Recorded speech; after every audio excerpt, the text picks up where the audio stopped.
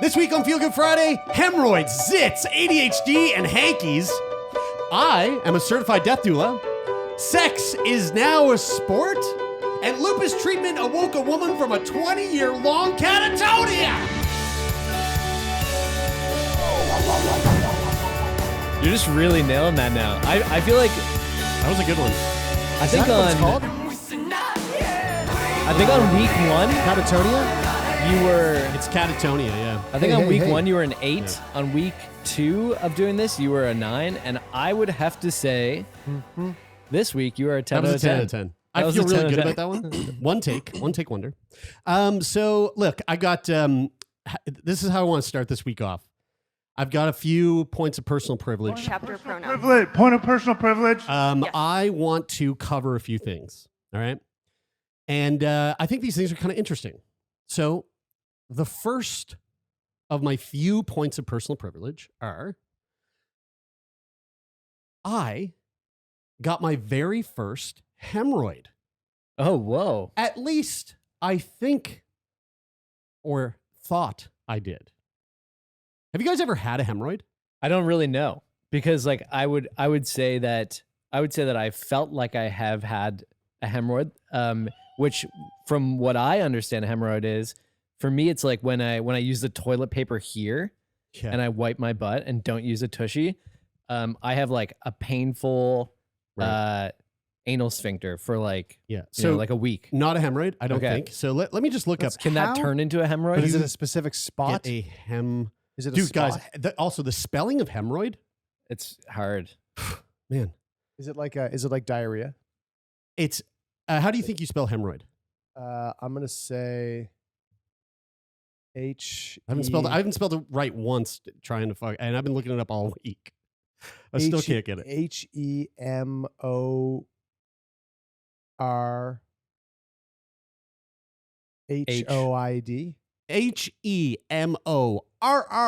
HEMORRHOID. Oh, so there's just one that extra was very R. close. That was actually pretty good, yeah. Hemorrhoid. So it is like Yeah. diarrhea. It's got So the wait, double but R. is a hemorrhoid essentially a swollen balloon knot? Well, no. Okay, It's that's not. what I thought it was. Not quite. So a hemorrhoid, if you were to break it down on Mayo Clinic, it's broken down into, if you're gonna like the phonetic, hemorrhoids,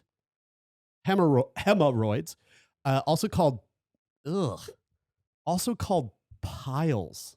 Yeah, Ugh. yeah, we don't like that. Are swollen veins in your anus and lower rectum, similar to varicose veins. Now maybe you can get it from wiping. Pile I- is I might- battery I might- in French. I might pull this back. Pile. Hemorrhoids can develop inside the rectum, so those are internal hemorrhoids. Okay. Or under the skin around the anus. Those are external hemorrhoids, piles. Zaya, have you ever had a hemorrhoid?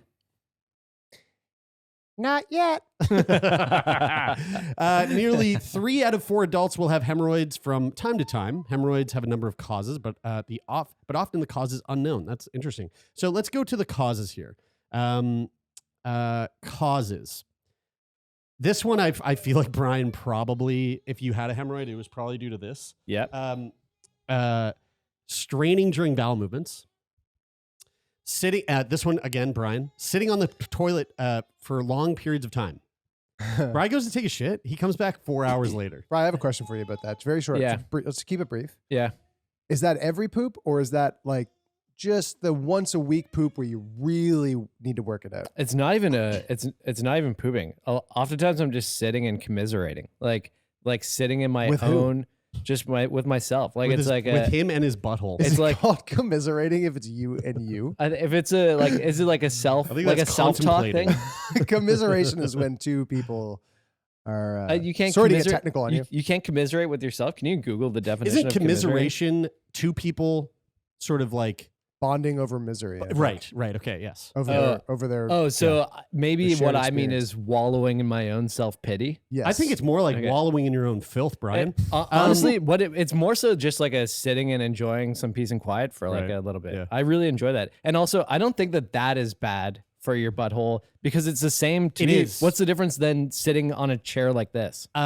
Because, well, that's I a think good it's. question. I think it's that you because of the nature of the fact that your brain knows that you're sitting on the toilet, you relax your sphincter muscles in a way that is, if done for a prolonged period of time, I think is negative. Now, I think that it's different though, in the sense that like, you know how like you can train your brain. So like they say that you shouldn't go and lay in your bed unless you're intending on going to sleep. So you shouldn't just go and lay and relax. I've heard that because your brain then does no longer associate your bed with sleep. It can also same people say don't commiserate with your butthole on the toilet while you're not pooping. So but I think but I've commiserated with my butthole on the toilet for so long that I don't think it sends a signal that like, hey, relax your sphincter. It's not that. I'm glad we kept this brief. Yeah. This was supposed to be brief.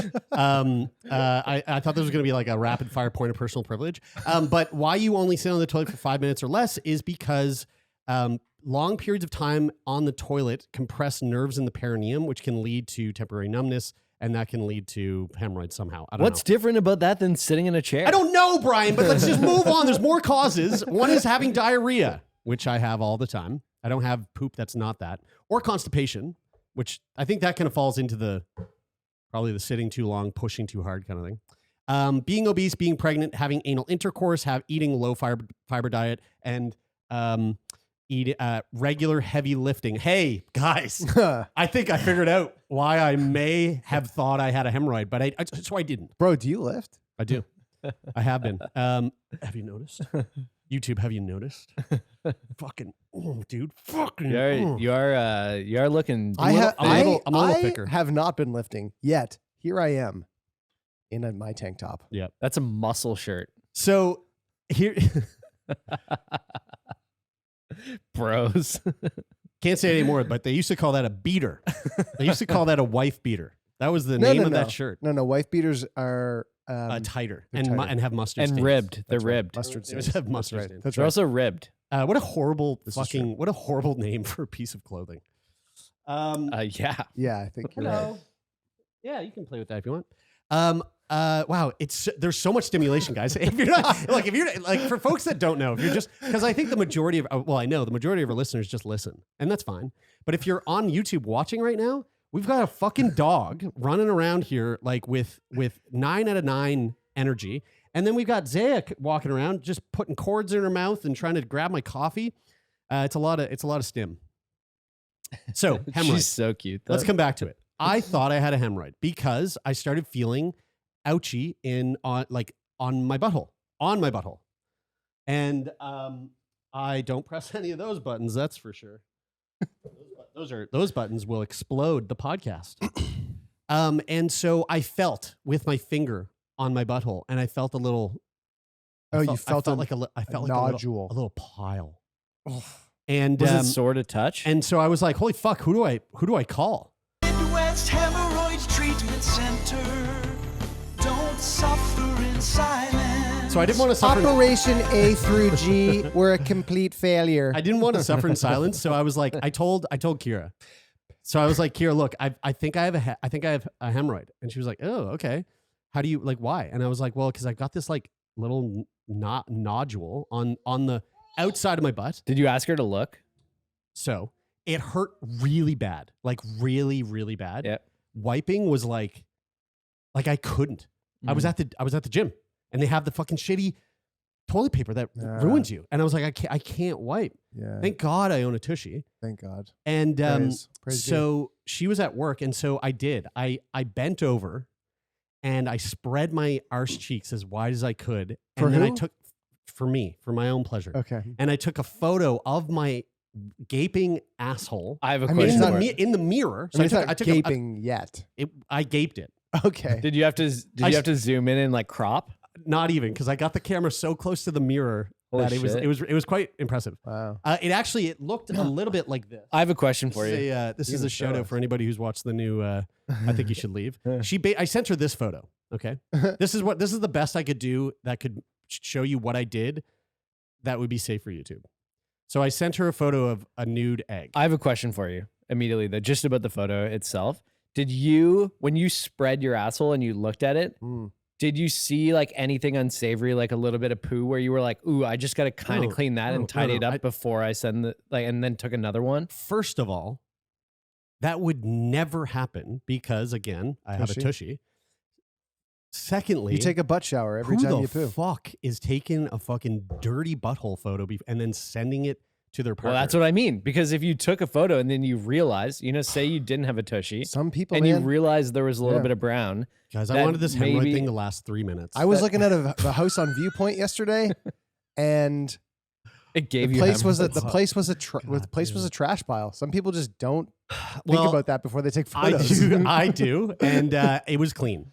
Anyway, when I saw the photo, I went, maybe that's a zit. And so I sent it to Kira, and she went, baby, that's a zit. And it was the craziest zit, literally on the border of my bum hole. You can get a zit there? I think you can get a zit You can get it anywhere except the soles of your feet. anywhere I don't there's know. anywhere there's a pore. Right, I guess. But are there pores soles on of- your butthole? Are there soles of are there pores on the soles of your feet? I don't know. Can you I don't can you know. I don't Google, know. Jared, can you Google are Yes, I pores can. all over your body? Are pores Are there is there everywhere. anywhere on your body where you don't have Are pores? pores everywhere? Pores are tiny openings in your skin that release oil and sweat from your glands. Clogged pores can lead to acne, yada, yada, yada. I feel like you Yeah. must have pores everywhere. However, they can occur anywhere on your body, including your scalp, neck, back, shoulders, butthole, and chest. It doesn't say It butthole. doesn't say butthole. All right. So anyway, I don't have a hemorrhoid, and that is this week's edition of... Midwest Hemorrhoid Treatment Center. Don't suffer in silence. So don't suffer in silence, folks. On the whole, Preparation H does feel good. And also, We should be able to look at a little porn at work. again, shout out to I think you should leave the new season. It's amazing. All right, moving on. Second point of personal privilege. I got diagnosed with...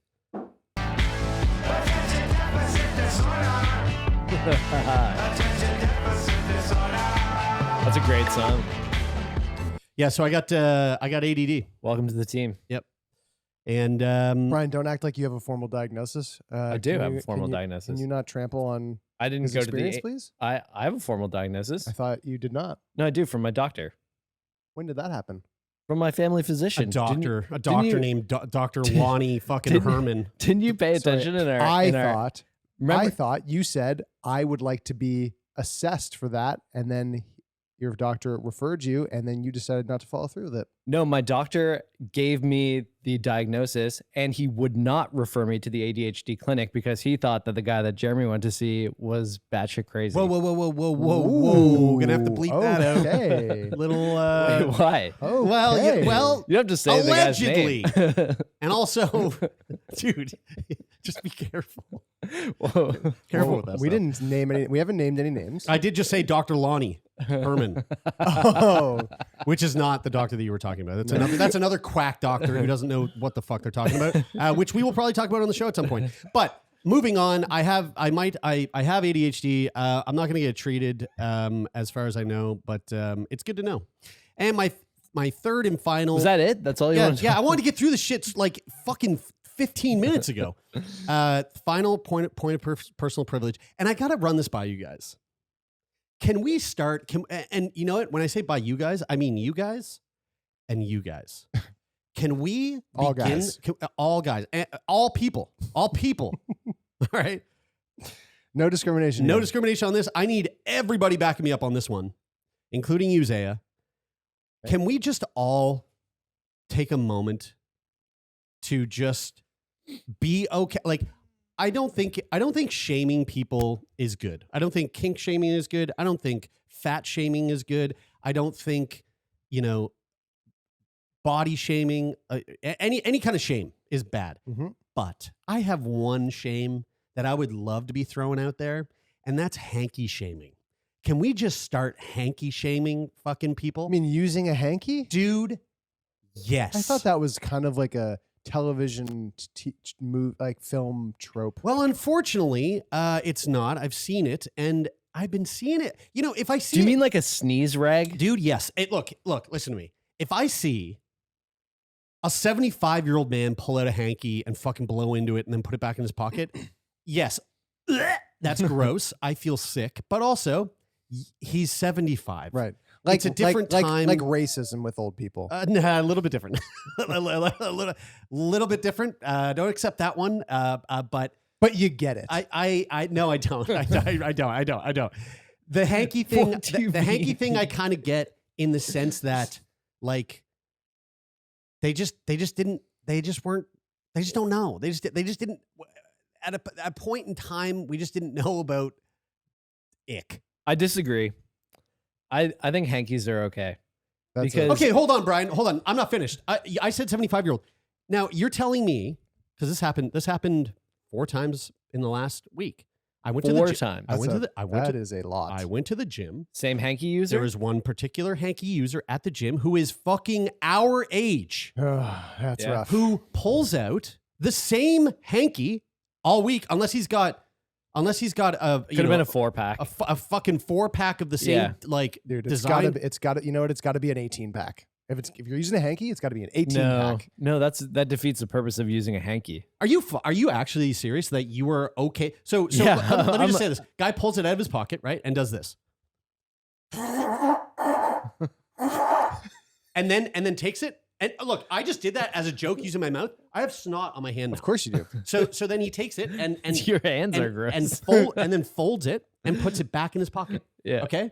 Now you think that shouldn't be fucking called out in public and shamed? Totally. I think that shouldn't. Fuck you, Brian. I think so. So I respect that because it's not that I don't think it's dirty. Point of personal privilege.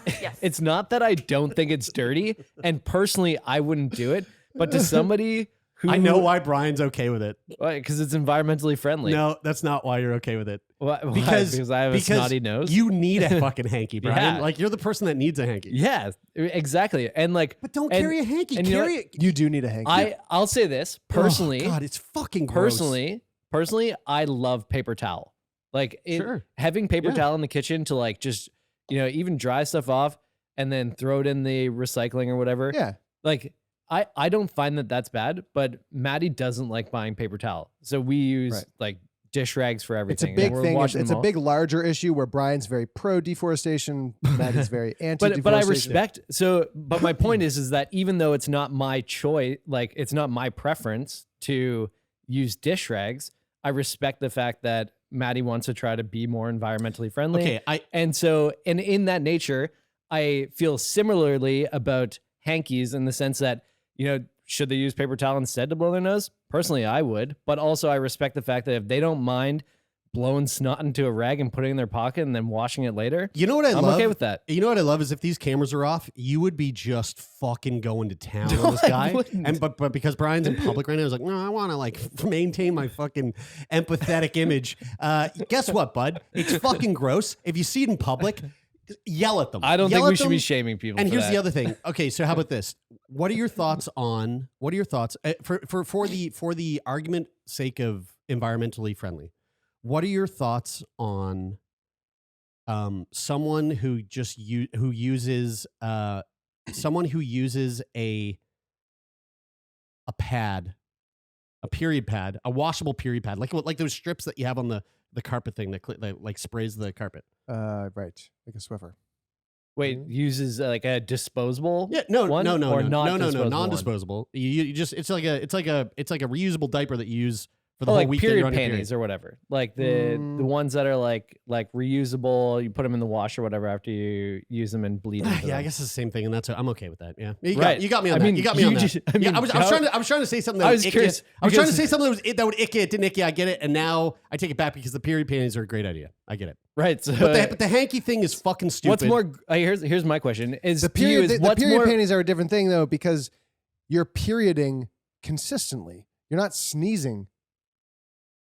You're not going through Like, a some people you're are, not going through a it's allergy 24-hour season. sneeze period. I where you're have a just question for you. perpetually sneezing. Here's a better question: Is what do you think personally is more gross, blood or snot? No, here's why I take back the period. Here's why I take back Snot. snot for sure. Here's why I take back Right. the period thing, because the period thing. Let's use the panties for example. Someone's on their period. They put the panties on. They have their period. They take the panties off in the bathroom. They wash the panties. Yada yada whatever. This fucking dude at the gym pulls out his hanky, like wet snot. And this is the other thing. You can see the wetness in it. Like it was the third time probably he used it that morning. So he pulls it out, snots it. His hands are obviously covered in snot. And instead of going over to grab fucking what do you call it? A hand sanitizer. He just grabs the weights again. And it's like, dude, Oh yeah. that is disgusting. That is disgusting. Did he wash the weights down after he used them?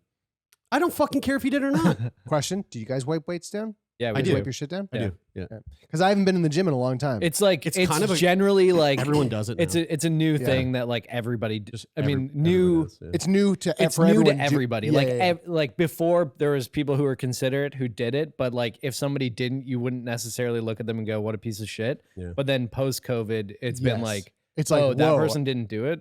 They're fucking Totally, dick. yeah. Yeah. I wiped weights down even when I was. I mean, I haven't been to the gym since I was like regulars since I was Since you're bullying 18? teens. yeah since I was a bully, and I believe I did even then at the Sportsplex. Like they were very adamant about it. Yeah. Yeah. You're also like sweaty too. So like if you're obviously leaving like marks. if you're Totally, yeah. leaving I was it leaving moist, marks. It was it's really, it was obvious. Yeah. It was noticeable that I had been there. Yeah. So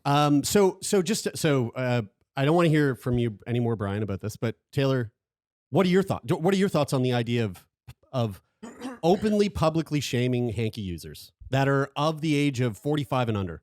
I mean, if you're 50 and 60 and under. Okay, if my dad was using it, I'd still fucking call him out. 60 and under. yeah, it's fucking disgusting. Definitely don't do it. Anybody who even remotely thinks that you should be doing it for any possible reason, such as somebody sitting directly across from me, they're fucking dumb. Thank you. I just want to say, And- Jerry, you yeah. totally sold yourself on the fact that people could use panties when you brought up the period panties. No, I didn't because I You did make the case harder for yourself. I will. I did will- too. I will I admit. did. And also you did. brought it up knowing that you agree with the use of period panties. Yeah, I know I do, but I mean, it was a lapse of judgment in that moment. Yeah, Um, he just. it doesn't change my stand, dude. It's gross. You have your opinions. That's at the fine. gym. I literally did this morning. He did it. I went, oh. A hanky is super gross. It It's is so it is gross. it is a social relic, is what it is. Yeah. And we should leave it firmly in the past. Yeah. I'm trying to think, like, what were some of the social relics that they did in the, like, aristocrats did, like, to hide their smells and stuff? It was just fucking gross. Like, they would just, like, stick potpourri under their armpits, but, like, or, like, you know. It was like the they didn't first brush version of their teeth. deodorant. Yeah, but it, like, didn't work, you know? Right. It was just, Yeah. everyone was nasty. Like, it was just fucking nasty back then. And that hanky shit was happening back then. Yeah. Yeah. You don't What do you want guys any think? part of So Just fucking just to angry. be like I'm also so annoyed that we've been on this for 30 minutes. to been a be while. to like be a little bit vulnerable and open up about our own insecurities. Like, what do you guys feel is your that you're most insecure about yourself in terms of like smells? Like, what sort of smells does your body emit that you're insecure about? Do you have like stinky pits? Like, No, I mean, I'm not really insecure. If I have Stinky stinky breath? pits, like whatever. If I had tonsil stones, I'd be probably be pretty insecure about that. What are tonsil stones? They are really nasty. They are these. I mean, I had them once when I was like a teenager. I've had them before. They're I think they're like a slight infection in your tonsils, but it's like these white stones that form behind your tonsils, and when you have them, they sort of like they calcify, they get bigger, and you can like flex your tonsils to find them, and you can like sort They're like of little white. yeah, and you sort can of- like you yeah. can like sort of pop them out, but they are, man, they smell like dick cheese coming out of your mouth. That's what, I mean, that's Oh, exactly whoa. what, that's. Dude, I feel like dick that's- cheese and tonsil stones are the same thing. They That's look the totally, same. yeah. It's like They actually they actually do smell. 100%. Oh wow. Yeah, but like That's you horrific. can't taste it or smell it. Like Oh, thank God. yeah, but when it comes out of your mouth, I mean, if you had it and you were talking to me, like I might be able to smell it. Wow. It's bad. Okay. Yeah, I don't have anything in that department, Bri. Sorry. Yeah. You obviously Um, do, but you don't need to say it. You Yeah, obviously I've- do since you raised it. I have really bad morning But- breath. Right. I think I probably do have bad morning breath, but I don't notice it. And the thing that I find most frustrating about it is that when I get up and brush my teeth in the morning because my mouth fucking tastes shitty, especially when I wear my retainer. That makes a lot of sense. When I get up and brush my teeth and then I go to drink coffee, I feel like my breath still stinks. Like it feels like there's almost like no getting rid of it because it's just replaced with like the smell of coffee breath. Yeah, I think brushing your teeth is probably the proper route. But then you drink coffee for an hour, and then I usually leave the house before it just goes back to the same thing. it's like. Did you ever smell a hemorrhoid? No, I didn't. Okay, let's move on. Yeah, that's I have so guys, I'm technically a certified death doula. That's awesome. Yeah. Congrats, dude. Yeah, thanks. It was so I did my death doula training through the Institute of Traditional Medicine. They were amazing. It was a really lovely course. Learned a lot. What's the thing that you were most surprised about learning in your experience taking the course? There wasn't much surprise, but there was, and I actually wanted to talk about this. There is, I wanted to talk to you guys about the notion of conducting vigil for someone who's dying. Mm-hmm. This was the thing that I found to be the most interesting throughout the course of the program.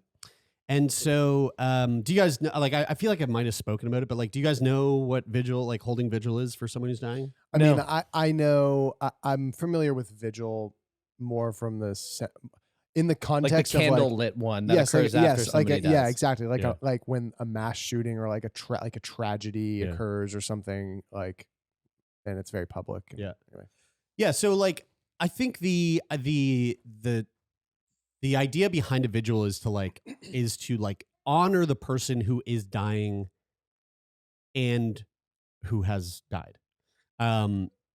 So it's basically like different from like a wake or a yeah memorial service. yeah. It because it typically a vigil typically takes place as the person is facing their imminent death, and of course, so while they're still alive. While they're still alive, yeah. So like for the example, for the sake of like keeping this sort of simple, as we kind of talk about this, you can just imagine someone who's on their deathbed, someone who is like 5-6 days away from dying. So the idea of a vigil is it's like a formal plan to ensure the person has a quote unquote good death, right? So the idea of a vigil, typically it begins when the person is actively dying. So between the stages of like 2 to 4 days prior to their death, and when the vigil like starts taking place, especially like as a death doula, what you want to ensure is happening is that there's like around the clock care in shifts of like 3 to 6 hours, and that you're like kind of following this vigil plan that was set by this particular person or their particular family. When you say around the clock care, do you mean like emotional care from like family members or do you mean like healthcare providers providing like in this sense? No, I'm not talking about like healthcare. Yeah. I'm just talking about that like kind of emotional like the care of like sort of the immediate family, perhaps the death doula, and like you don't need a death doula to like perform vigil.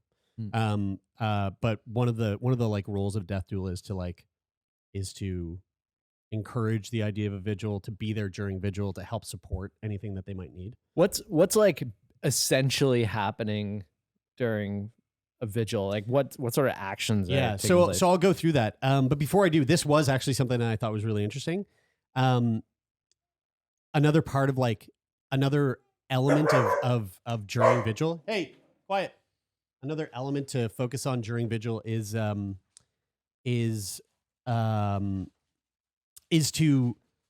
normalize and like discuss the dying process for let's just pause this. I can't think.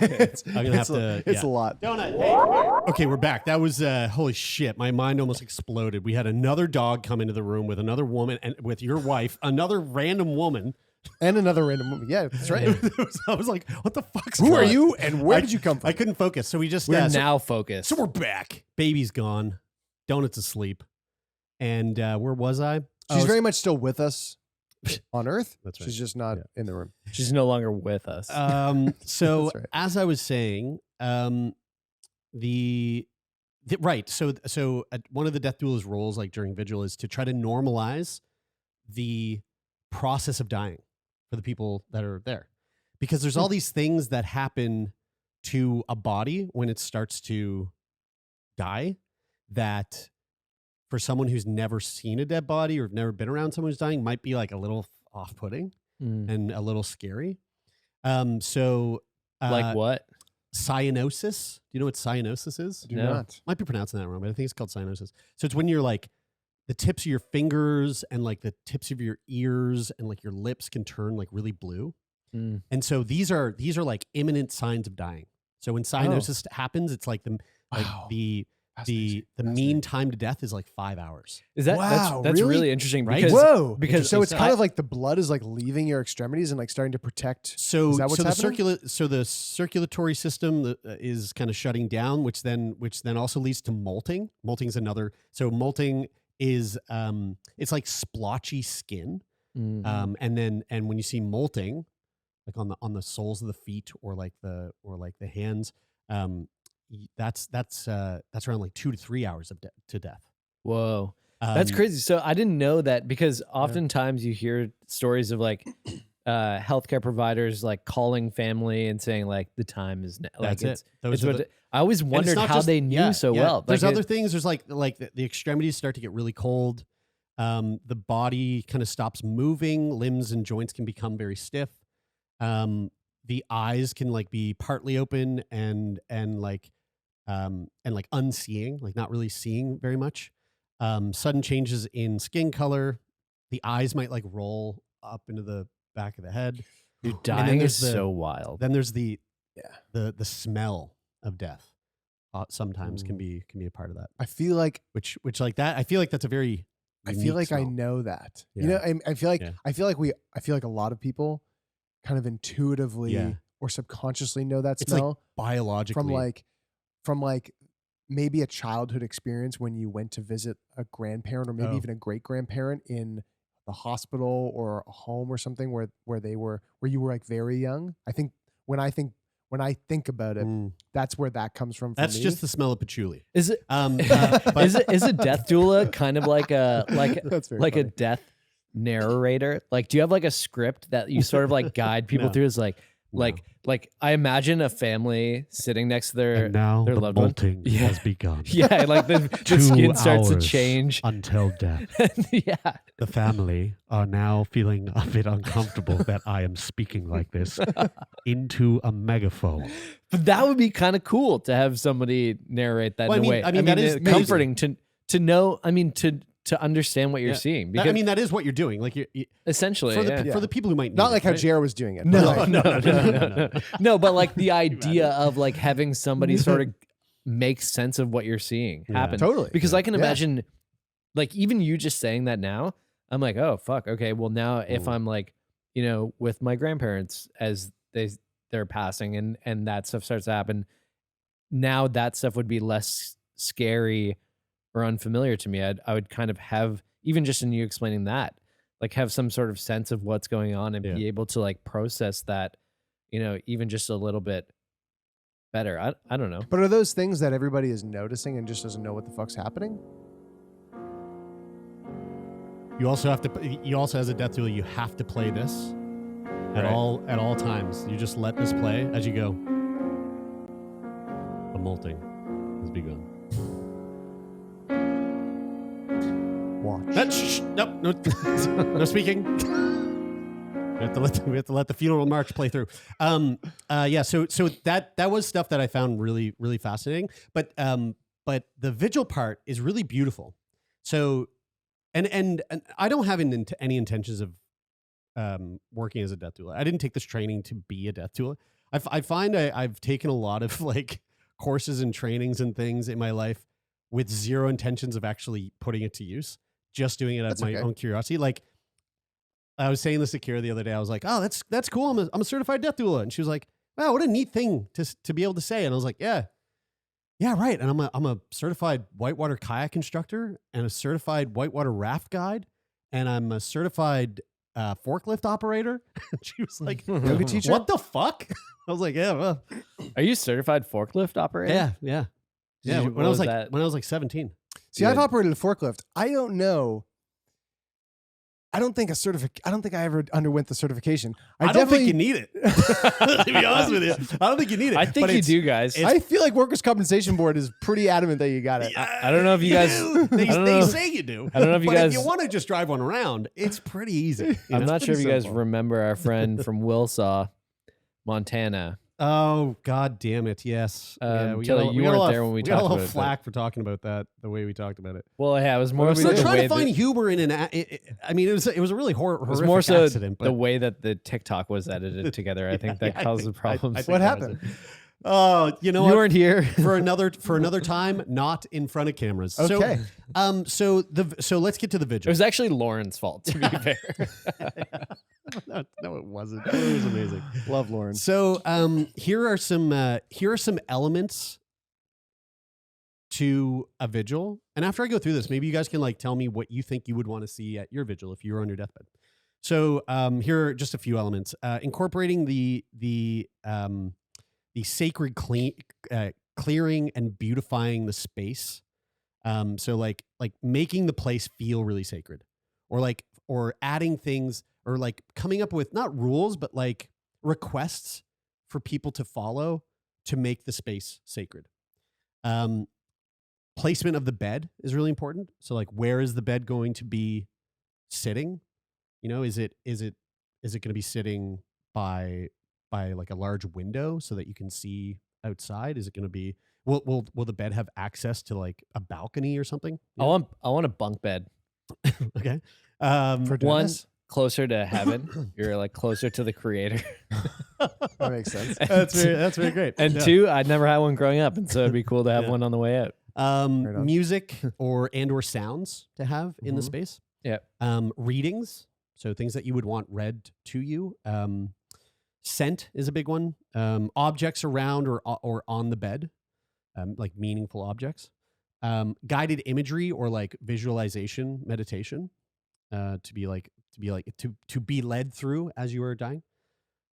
Touch and holding. Those are two big things for a lot of people, and can be very like specific. So, you know, maybe you are on your deathbed and you really want either the death doula or your loved ones to hold your hand or like stroke your hair or like have your partner like hold you, cuddle you in the bed, or maybe you're like, you know, you want all those things, but like you don't want your feet touched, or you don't want, you know, Or you want your feet touched. or you more only than- want your feet touched. Yeah. Only touch my feet. with certain creams and oils. Yeah. I mean, maybe. Yeah. Maybe you want your feet licked. Well, Dude, I don't know. fucking world's yours. As soon as it Your molts, toes as soon as the sucked on. molting kicks in, start licking. world's your vigil. Interactions with family and friends. So, you know, who do you want there? Who do you not want there? Continuation of legacy work. So legacy work, a good example of legacy work, I'll refer to our old friend Leighton. Leighton did the project, It Takes a Village. Like that's a legacy project. So like what, you know, creating a legacy project is also a part of like the death doula's job, or can encompass the death doula's job, where you work with the dying person to like formulate a legacy project. What is the thing that you want to do to like make meaning of your life and leave behind for the ones that you love? How does that change or differ when there's like a young person dying versus like somebody who's in their 70s or 80s? And like, what is a legacy project? What could a legacy project look like for somebody who is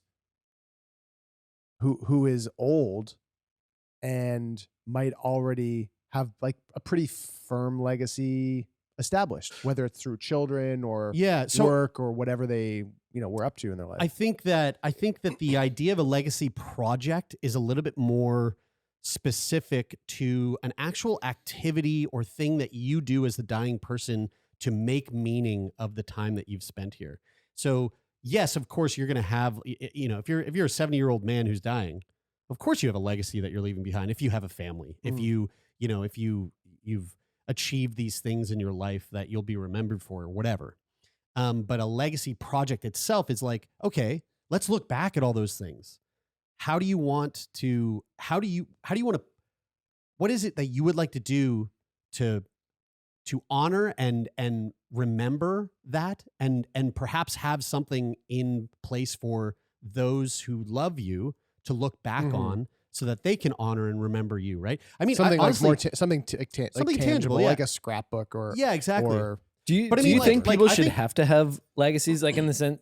So if somebody feels comfortable with the idea of dying and doesn't feel, like the desire to quote unquote leave a legacy, and they're just like, hey, I spent my time here and I'm good with that, and I don't necessarily need to leave any sort of legacy behind.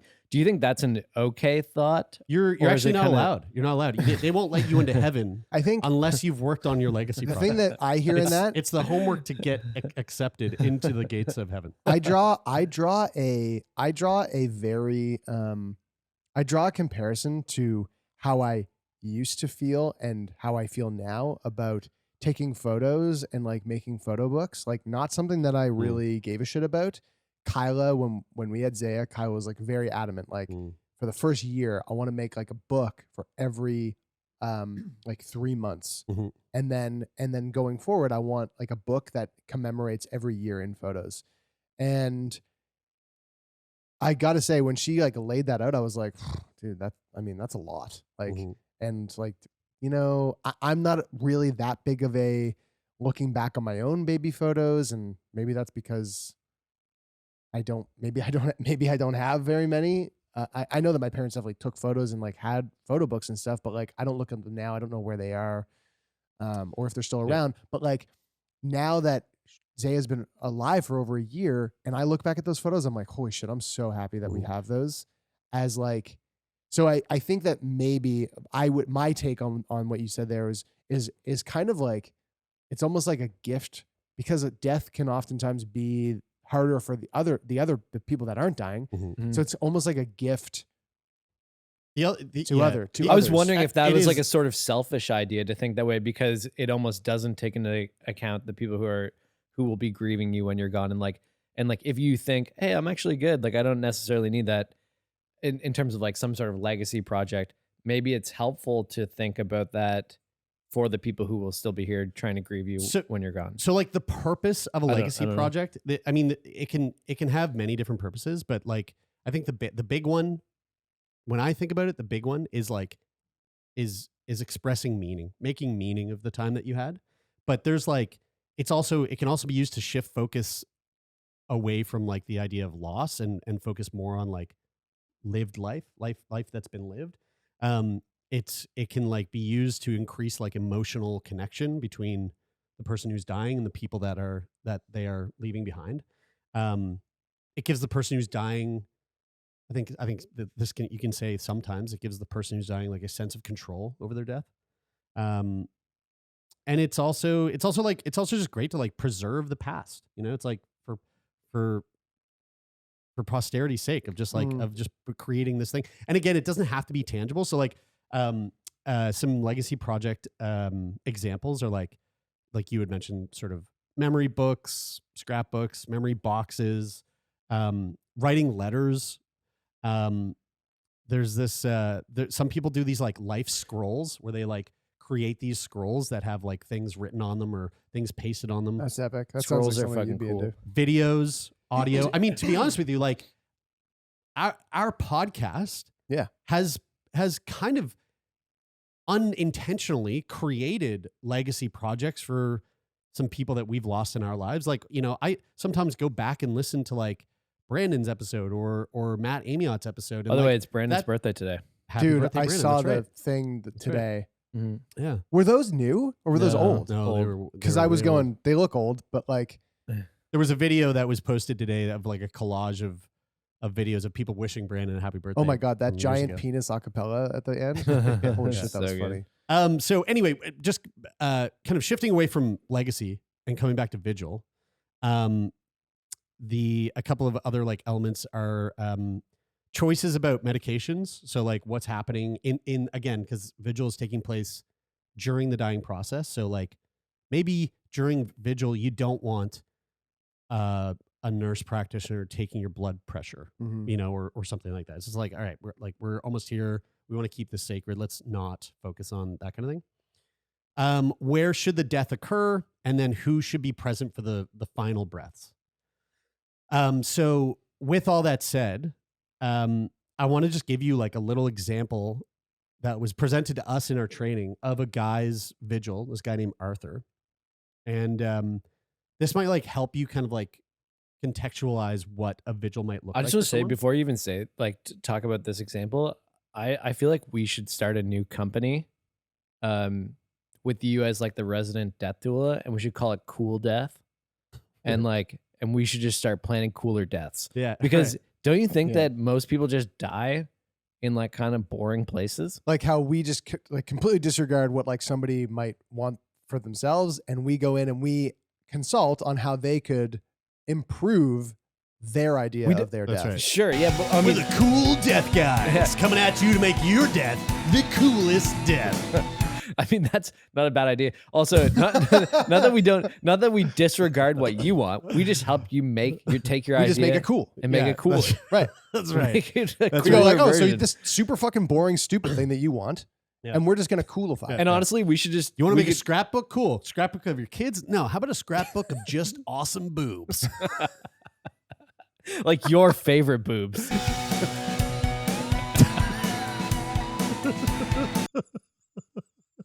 The perfect soundbite queued up. That would be a cool death. All right, so let's go through Arthur's vigil plan. So to help create, and this is just like point form that I'll go. Let's just through. think about this while we're going through and think of ways to make this cooler. Make it cooler. I feel like this was pretty cool for Arthur. So to help create a sacred space, people are requested to take off their shoes as they enter the bedroom. And shirts. Okay, right. Fuck's sakes. A night table lamp shade covered by a blue scarf, lavender scented candles burning on the desk, the music of Van Morrison playing. That's fucking. Guys, this is someone's actual vigil. What era of Van Morrison? It is pretty- Super religious Van Morrison? It's pretty cool. It's pretty cool though. Oh fuck. You made that up. No, I didn't. I didn't. This was actually a part of someone's vigil. It was their scrapbook of travels open beside the bedside. So like, next to them, like a scrapbook of like things, cool things that they did that you can go through. Guys, I feel like it's really funny, but I also feel really bad about laughing. We're not right laughing now. about I the- know. No, I know. I know. No blood pressure measurements, so that's real cool. No medications for secretions. Guided visualization to lead Arthur to his special place. So drifting, and it was like drifting on a rowboat on a blue mountain lake. That's cool. I mean, some opportunity there to brainstorm some different Fireworks, visualizations. fireworks on the lake. But still cool.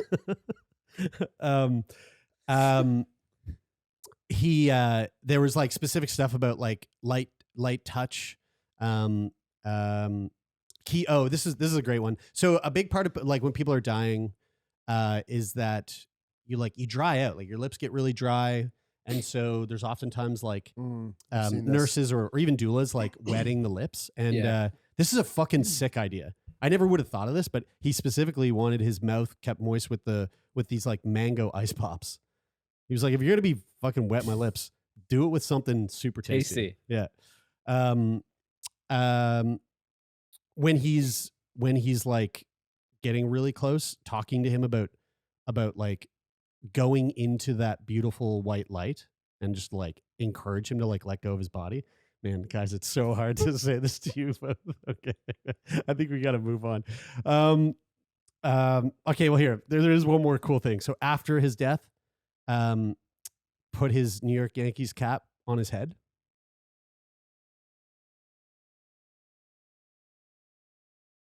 Backwards. Guys. Did you add backwards? No, yeah, I added backwards. Yeah, That would make it, that would make it a cool. little That cooler. would make it cool. Brian just put us into a super silly mood, and then we try to do can't. something I'm serious in a trying. silly mood. You know what's funny is when I was prepping this earlier, I teared up and started crying. And this is why I now love you're this seeing it podcast. through a different light. This is why I love this podcast. So with that in mind, I'm crying too. what's a thing or two that you guys think that you would probably want as a part of your vigil? I will say that before the silly mode got turned on. I was thinking very seriously about this, and I noticed that I noticed like where in thinking about death I am very comfortable and uncomfortable. No, uncomfortable is probably a pretty good word to use. Is that I am very comfortable with the idea of not being here, of like being gone, but I'm fairly uncomfortable with the idea of the very short period of time leading up to that transition. Like when I think about like that 3 to 5 hours and like all of these things that it's like, okay, we're prepping to go. I'm like, whoa, holy shit. That is intense. Like that's because for you, like for me, right. for me in my own thing, thinking about the like, well, that's what I mean when you're going through that, like thinking about that immediate, like that idea of being in that position It's where like, you know that what's the you're part that's about to pass. intense for you though? Is it the thought of everybody, like what everybody else is going through? No, it's the idea of each decision being amplified by the fact that it's like the last decision of that kind It's that like you will make. it's the overwhelming So, like, feeling that I got when we were talking to. it's like getting on. Audrey. It's like packing to go on a long trip. You are Like where you're going, A long where you're trip. going, Mm. where you are ready to go. You're ready to walk out the door and get in the car to go to the airport, and you're going, I mean, what did I leave behind? What did I miss? to be fair, that time, that last couple hours would be a lot easier if there was a half pipe.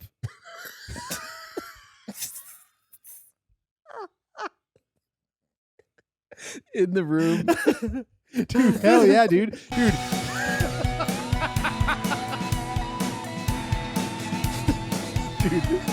Dude, Brian, this is your calling. This is your calling, dude. He's going, you just have somebody describing their ideal death, and you're like, have you I just want to put this out here. Have you considered doing it on a skateboard? have you considered a half pipe? Here's what I'm envisioning. Have you considered Tony Hawk. turning the hospital bed into a car bed? Even bunk beds is a step up. my God. Man. Okay. Oh, fuck. What about you? I'm just afraid of it. I'm afraid of that moment.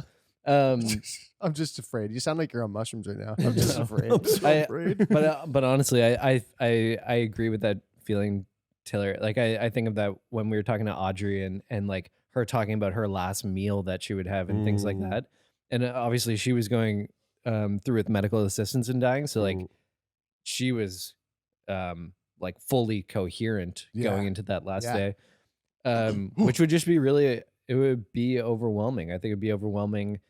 I mean, obviously you'd feel for the people who are going to be left behind and have to grieve your loss, but also it's fucking scary. Like, I mean, for especially like as a person who is, you know, like agnostic or like a, you know, an atheist probably to some extent, like, just believing that there's like, this is sort of it. At least in like this form of consciousness, like it's like, okay, that'd be an overwhelming feeling. And so, but I'm curious, and it'd be hard to think obviously of what to you do. cannot know this until you get there, and you can't really ask anybody because if they've gone through it, then can't ask them. Yeah. But like, I also wonder if that sense of like that feeling that we feel now when we think about it is less so if you get the opportunity to live this like, you know, very long life where you are at a place where you're like, You're tired. I'm good. Like I mean, what else am I doing? Realistically. I mean, obviously you can do things, you can carry on and you can like, you know, be functional, but like, even if you get the chance to live a very long life and a very long, healthy life where you are only going through a period of, you know, quote unquote dysfunction, meaning like you have like your quality of life has declined significantly. If that period of time is very insignificant in terms of time, like in the realm of like 3 to 6 months, I think is like pretty ideal, then do you feel like do you have that same sense of like it has to be perfect, or do you feel the weight? Because that's what I feel. That's what it feels like to me. It feels like the weight of making what I feel is the right choice for me, Mm-hmm. and not really knowing exactly what the right thing to do is. Right. And if that In terms of a vigil. yeah, and Yeah. that feels heavy. to me. I think one thing I would like, That's interesting. two things that I know I don't want, if Yeah. possible, is one thing I know I don't want is anything religious. Yes. Um, Right. Perfect. Great. That's a great example. Probably it's- what you don't want is a good place to start. Yeah. To like Yeah. get you to what you do. So I don't want anything religious before while I'm still here. I also don't want anything. I don't want my funeral to be in a church. I hate going. I don't like going to churches for Yeah. funerals. Yeah. As I is. mean, definitely write a will. And then the 'Cause you second can thing that cement that. if possible, I don't want to die in a hospital. Yeah. I just don't want to be in like a sterile room that doesn't You can feel do that. familiar and comfortable. Yeah, assuming that like Assuming you don't wind up in there from like, you Yeah. know, taking a Yeah. bullet to the femur Yeah. or something. yeah. Like a friend of ours. I'm not going to use his name. A friend of ours, grandmother just died, and Mhm. at home. Yep. You know, in a hospital bed at home. Yeah. You know, being taken care of, surrounded by chosen family members. Very like. Yeah. Very, I think, sounded very ideal. I'd fucking love to die outside, That'd be cool. like in the sunlight. You know what? Sweet. You know what I would actually. It just came to me. You know what I'd love? You guys are gonna dig this. I think. I would love to have like a very specific chosen video from Cool Worlds playing, or like the sound from Cool Worlds, like traveling through the universe Ooh. with David Kipping's As Taylor Taylor lays on his bed. Yes, I would love. Yes, So, I would you know love. what's- I would Take love his my fine death to be time. narrated by David Kipping. That's a cool thing about Yeah. AI voices now is that like you could actually prepare something in your like favorite, narrator There you to go. have play. I would love that. That'd Yeah. be cool. That'd be cool if you had like the death doula sort of narration of like the molting thing in your favorite narrator's voice. When I listen to David Kipping I mean, take me that's- on a journey across the universe, I feel like I'm ready to be dead. I mean, that's kind of a part, like that's kind of already sort of, a big part for a lot of people with their vigil is like guided meditations or like guided visual sort of narrations, if you will. And I mean, like doing it that way would be kind of cool. Because I think it takes you to a place that like removes you from Mhm. the maybe for lack of a better word, like terrestrial worries Mhm. that we Mhm. that we succumb to on a daily basis. I want my back scratched. Yeah. Of course. Again, that like makes the sense. thing that I find it really interesting that like the thought of it overwhelms you because I don't have that thought about when I think about this, mostly because the way that I think about my vigil one day when it comes to time to have that, it's as simple as just thinking about all the things that really make you feel good. Mhm. Like the things that make you feel safe, make you feel calm, make you feel Probably good. one of my And there's few so irrational many worries. there's so many of those things that we have. I actually that you can kind of work into this. I have Okay, a- bro, here we go. What I do have you got? another. This is not a cool thing. You're trying This to is just a thing for me. not But gonna coolify it for me? Maddie, for one of my birthdays a few years ago, you guys might remember, but she asked my friends to like write something, a memory from like our past that we shared together, and then she put them together into a book. So like I have this book of like a bunch of people that I love and like all of their favorite memories from our past. I can't. What do you remember? What mine was? I forget what you wrote. But it was really nice. Like it was really probably 4 or 5 months ago I looked through and read some of them again. It's so nice to like Not hear mine, what though. other people Obviously. I obviously read both your guys. But it's really nice to like have to sit back and remember like the best times that I had with some of my best friends. And so it would be really cool if you had like your loved ones come to you and like just talk to you about the moments in your life that like they remember sharing with you and like the moments that like really matter to them, because it's so fucking hard to remember all of the great things. But if people could help you, Especially when you're fucking molting. yeah, And you're like your fucking lips are blue and your eyes are rolling in the back of your head and you're You like can you're barely speak. moments away from death. yeah, Like Having people come to you having people come to you and speak those things to you while you are literally passing on. That'd be Like, beautiful. that's a great example. Yeah. And we can help you plan your cool death. Yeah. like Yeah, that's this. right. Just go to www.cooldeath.com. Yeah. We actually that's, couldn't get .com, so it's .org or .net actually.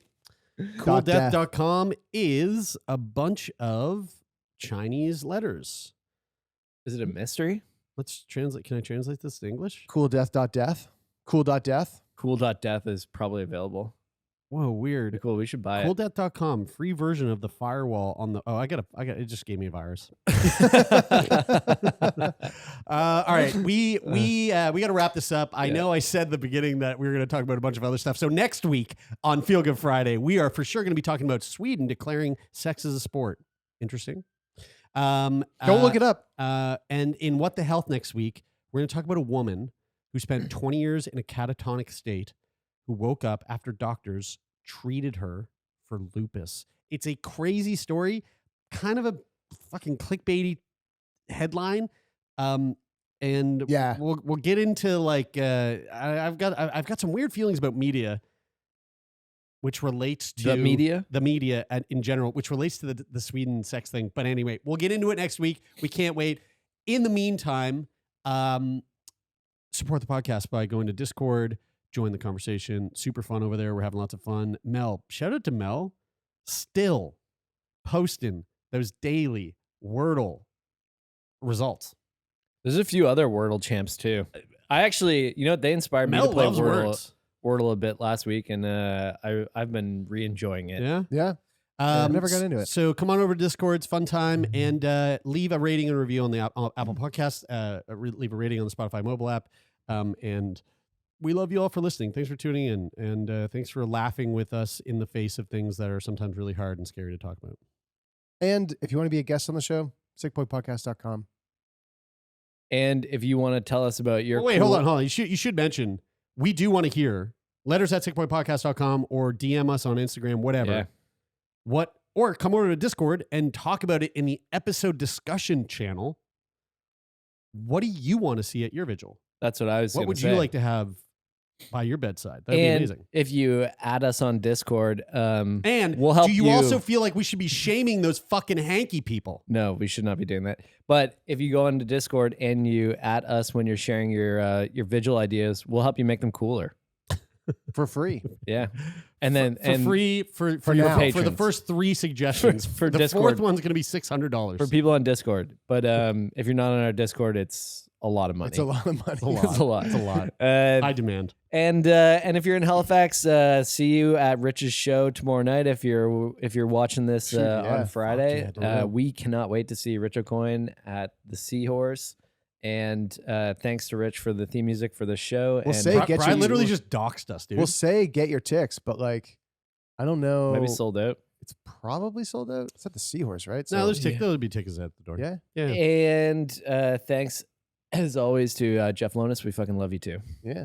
That is it for this week. I'm Brian. I'm Taylor. And I am Jeremie, and this is Sick Boy.